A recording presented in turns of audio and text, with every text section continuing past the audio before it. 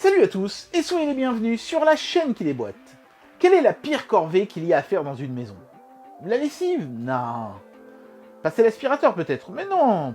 La pire corvée dans une maison, c'est de faire les carreaux. C'est jamais propre. Merde alors. J'ai tout essayé. J'ai essayé les chiffons microfibres, j'ai essayé les éponges, j'ai essayé les raclettes. Il n'y a rien qui marche. Il y a toujours des traces. C'est la merde. J'ai essayé plein de produits de nettoyage différents. En fait, c'est tous peu ou prou les mêmes. Et ça marche pas, quoi. J'y arrive pas. Voilà. C'est peut-être moi qui suis pas bon, je sais pas. Mais je n'y arrive pas. Et ça me saoule. Alors, quand j'ai entendu parler de ces robots qui semblaient être capables de nettoyer les carreaux tout seuls, comme par magie, je me suis dit, mais il m'en faut un, quoi. C'est la solution à tous mes problèmes. AliExpress a accepté de m'en envoyer un, j'ai pris le moins cher que j'ai pu trouver sur leur site, il coûte quand même déjà la bagatelle de 180 €, donc ça a intérêt à être efficace. Hein. Alors comment ça fonctionne ce genre de robot? Parce que contrairement à un robot aspirateur, là on va être sur une surface verticale, donc c'est quand même pas évident, je pense. Est-ce que ça vaut le coup d'investir 180 balles dans un robot qui nettoie les carreaux à votre place? Eh ben c'est ce qu'on va voir, c'est parti pour le test. La première chose qui m'a frappé quand j'ai commencé à m'intéresser à ces laveurs de carreaux automatiques, c'est leur prix. C'est vraiment très cher. Hein. Celui-ci coûte 180 € et c'est un des moins chers que vous pourrez trouver sur AliExpress. En tout cas, moi, c'est le moins cher que j'ai pu trouver parmi la sélection qui me semblait intéressante. Et la plupart d'entre eux dépassent allègrement les 300 €. Donc ça a intérêt à être efficace parce qu'à ce prix-là, messieurs de chez Liektrux, j'ai envie de dire que vous n'avez pas le droit à l'erreur. C'est étrange comme marque. Liektrux, je sais pas. Donc c'est un système de navigation intelligente, enfin, c'est un peu comme les aspirateurs robots en fait. Hein. Il y a un système qui mémorise avec une application pour contrôler, et voilà, c'est un robot qui nettoie les carreaux. Ça ressemble vraiment à un aspirateur robot, sauf que c'est carré. Hein. Et bien sûr, je pense qu'il y aura un système d'aspiration très puissant pour que le système reste collé à la vitre et ne se casse pas misérablement la tronche. Voilà, bon, on va tout de suite procéder au déboîtage, hein, parce que le carton, c'est vraiment un bête carton marron. Sans grand intérêt. Alors, évidemment, il est à l'envers. Sinon, c'était pas rigolo. Voilà. Oh, en tout cas, c'est bien compartimenté. On a déjà un premier Quick Start Guide. J'imagine que c'est pour pas se planter et faire de bêtises. C'est pas mal. Est-ce que c'est en français? Non. Anglais, espagnol, portugais et russe. Ok, très bien. Bah écoutez, bon, c'est pas grave. Hein, je comprends l'anglais, il n'y aura pas de problème. Donc je vais lire tout ça, voir un petit peu comment il faut faire. J'imagine que voilà, c'est des choses pour éviter de faire misérablement s'éclater le robot sur votre carrelage. C'est important. Il y a une télécommande. En plus de l'appli, vous pourrez donc utiliser ça pour contrôler votre robot. C'est bien. Vous n'êtes pas forcément toujours obligé d'avoir votre smartphone près sur vous. Ils ont mis une petite bouteille pour mettre une solution nettoyante ou du vinaigre blanc. Hein, ça marche aussi pour les carreaux. Moi, j'ai mon Vitrex déjà dans un pchit, donc c'est ce que j'utiliserai pour la vidéo. Alors, avant de vous dévoiler le robot, on va faire un petit peu ménager le suspense. On va prendre le gros carton qui se trouve ici sur le côté, qui contient le câble, j'imagine, pour alimenter le robot, ou peut-être, non, pour l'ancrer. Oui, c'est ça c'est pour ancrer le robot si vous, par exemple, si vous habitez à un étage et que vous voulez pas que le truc tombe et puisse blesser quelqu'un en dessous. Il y a, j'imagine, un système avec peut-être une ventouse qui se fixe quelque part, où vous êtes supposé accrocher ça à votre fenêtre. Et avec le mousqueton ici, vous vous accrochez au robot, j'imagine. Ah bah c'est ça, il y a une ventouse, il y a une grosse ventouse. Vous avez déjà vu ce truc-là dans Fort Boyard, vous savez. Qui permet de se coller au carreau avec puissance, vous voyez, ici, comme ça. Hop, ouais, c'est vraiment un gros machin. Clac. Et ça permet au robot de ne pas se casser la gueule. Si vous habitez un gratte-ciel et que vous ne voulez pas que ça s'écrase 25 étages plus bas, ça peut être intéressant. Alors j'allais dire chargeur, mais en fait c'est le boîtier d'Alim, hein, puisque ce truc-là n'est pas sur batterie. Contrairement à un aspirateur robot, lui, il devra être branché. Ok, enfin je pense, je dis ça, j'en suis même pas sûr. Peut-être que c'est une batterie, je regarderai. Donc voilà, gros adaptateur qui balance combien celui-ci? 24 volts, 3,75 ampères, hein, donc c'est quand même du lourd. Gros machin. Donc ça, c'est...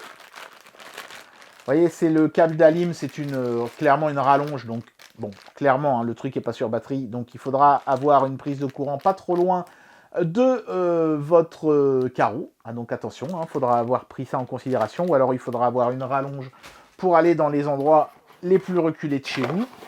Et la prise secteur, qui est une prise au format européen. Allez, maintenant, on va arrêter le suspense et on va regarder le robot de plus près.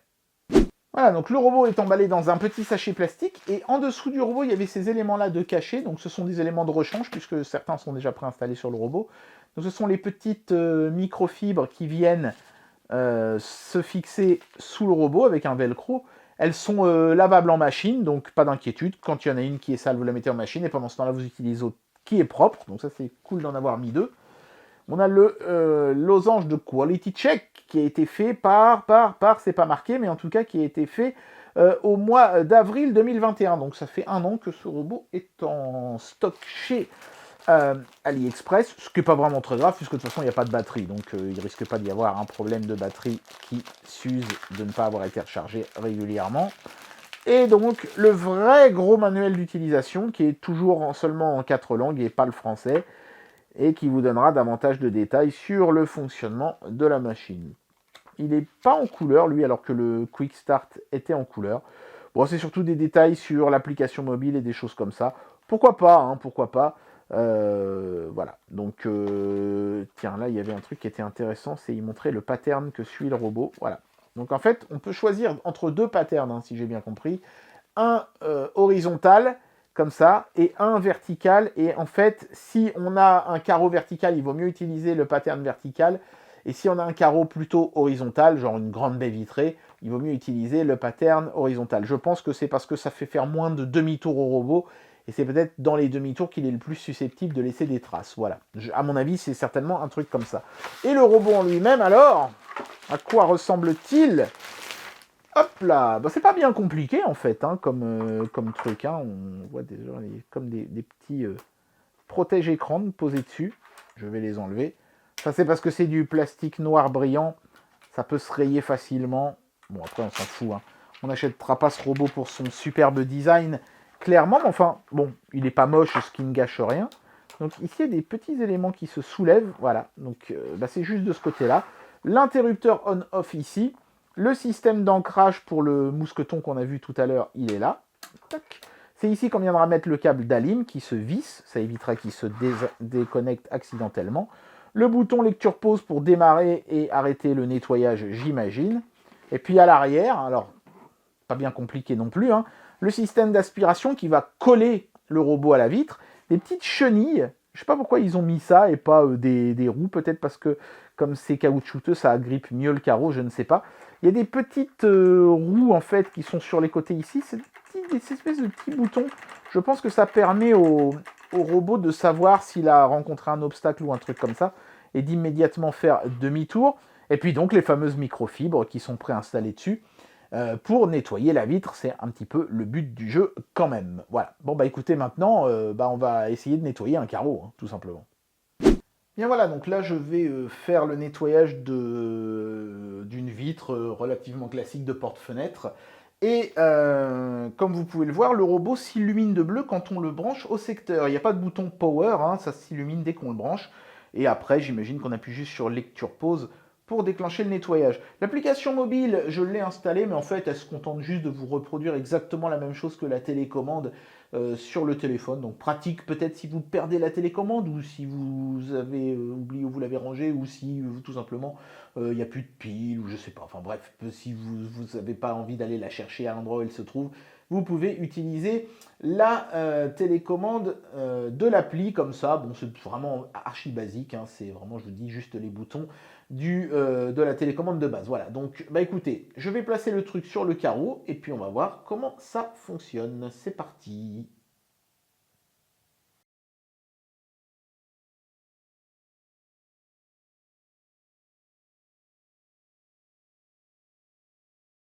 Allez, c'est parti. Donc, je pense avoir à peu près compris comment ça fonctionne. Hein. J'ai parcouru la notice vraiment en diagonale, mais c'est a priori pas très compliqué.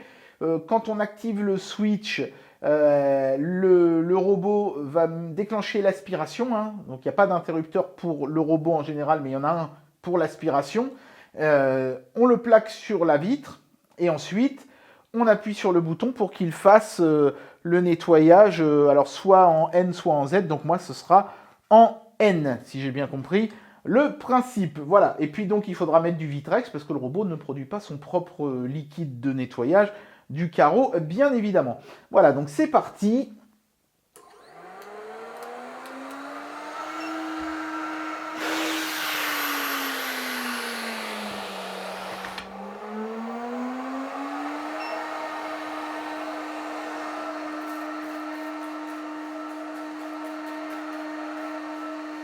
Pas en mettre trop quand même. Et on y va.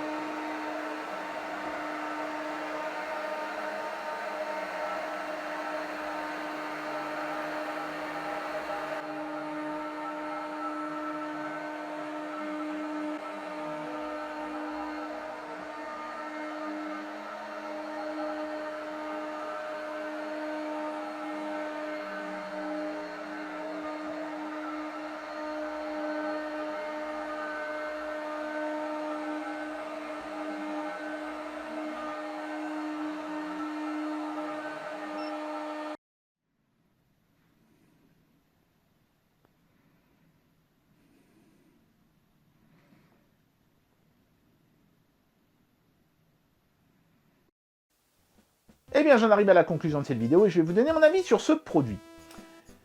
Je suis agréablement surpris. Voilà. D'abord, le truc a toujours bien collé à la vitre. Il n'y a jamais eu un moment où j'ai eu peur qu'il tombe ou quoi. Vraiment, à ce niveau-là, j'ai été rassuré tout le long. Ça se colle bien au carreau, il n'y a aucun problème. Les déplacements sur la vitre n'ont rien d'inquiétant ou d'anormaux. C'est plutôt fluide et assez hypnotique, même presque, de regarder ce robot nettoyer vos vitres. Le résultat, c'est mieux que ce que moi je fais avec mes mains. Voilà, j'ai un peu honte, mais ce robot nettoie mieux les vitres que moi. Alors je vais pas vous raconter des bobards, c'est pas parfait non plus. Hein.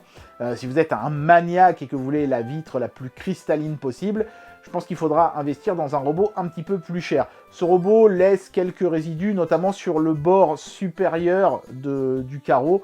Donc il faudra prendre une petite chiffonnette, mettre un peu de produit sur 2 cm comme ça et hop, finir le haut de la vitre, tac, à la main. C'est-à-dire grosso modo 10 secondes de travail, le robot ayant fait tout le reste à votre place. Je pense qu'on peut dire qu'il s'en est bien sorti. En tout cas, dans la mesure où il fait du meilleur travail que moi, je peux pas vraiment trop me plaindre, de toute façon. Donc ouais, ça vous fera gagner un temps non négligeable sur le nettoyage de vos carreaux, en particulier si vous avez des grandes baies vitrées, des vérandas ou des choses comme ça, où là c'est juste indispensable. Pour moi, qui ai des portes-fenêtres, c'est pas mal non plus. Après, si vous avez que des fenêtres classiques, pas bien grandes, je vous déconseille de toute façon d'utiliser un robot nettoyeur de carreaux, que ce soit celui-là ou un autre, parce que ces appareils-là ont quand même besoin de place pour manœuvrer, et déjà sur mes portes-fenêtres, je sentais bien que plus petit, ça l'aurait vraisemblablement gêné, c'était la limite.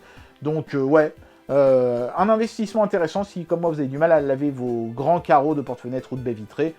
Pour les autres, très honnêtement, je pense que c'est dispensable quand même. Et bien voilà, c'était le test de cet aspirateur robot, j'ai envie de dire spécial vitre. Et avec lui, justement, vos vitres n'auront plus qu'à se tenir à carreaux. Oui, je sais, c'est une blague pourrie, mais j'étais obligé de la faire, celle-là. C'était contractuel, voilà. Donc en tout cas, j'espère que cette vidéo vous aura davantage plu que cette blague pourrie. Et moi, je vous dis à très bientôt pour un prochain test. Allez, tchuss!